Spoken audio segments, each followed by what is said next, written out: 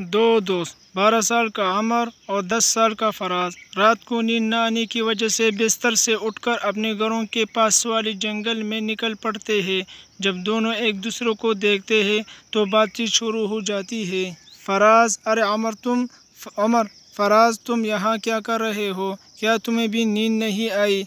फराज: नहीं, वैसे क्या तुमने वो रोशनी देखी? अमर: मतलब वो रोशनी जो अभी जंगल की तरफ से उभरती थी? फराज: हाँ।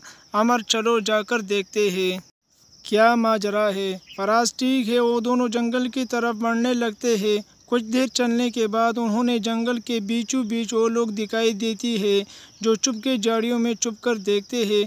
तो उनमें से एक शख्स देखने में आमिल बाबा लगता था और दूसरा शायद कोई जादूगर था। दोनों की आवाज़ें गूंज रही होती है जैसे कोई मुकाबला चल रहा हो। जादूगर के हाथ में एक छुरी और बाबा जी के हाथ में एक अंगूठी होती है। वो दोनों तेज़ आवाज़ से झगड़ रहे होते हैं। जादूगर: जो चाहे कर लो आमिल, मगर मेरी उस जादू आंख वाली छुरी का मुकाबला नहीं कर पाओगे। बाबा: आखिर तुम्हारे मसला क्या है?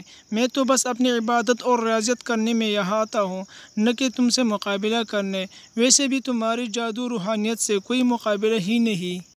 जादूगर: मेरा मसला तुम हो। तुम्हारी रियासत की वजह से मेरी जादू कमज़ोर पड़ा, मगर अब मैं तुम्हें नहीं छोड़ूंगा। इतने कहकर वो अपनी छुरी लहराता है और उसी में एक लाल रंग की रोशनी बाबूजी की तरफ पड़ने लगती है। आमिर बाबा जल्दी से कुछ देर विर्द पड़ता है और अपने हाथ से उस रोशनी को जंगल की तरफ फेर देता है, जो कि दोनों बच्चों से टकरा जाती है और देखते ही देखते दोनों बच्चे हवा में उड़ने लगते हैं। जैसे ही उस आमिल बाबा की नज़र उन बच्चों पर पड़ती है और वो कुछ विर्द दोहराकर बच्चों की तरफ इशारा करता है और बच्चे वापस ज़मीन पर आ जाते हैं और आमिल बाबा फिर जादूगर से लड़ने में मशगूल हो जाता है।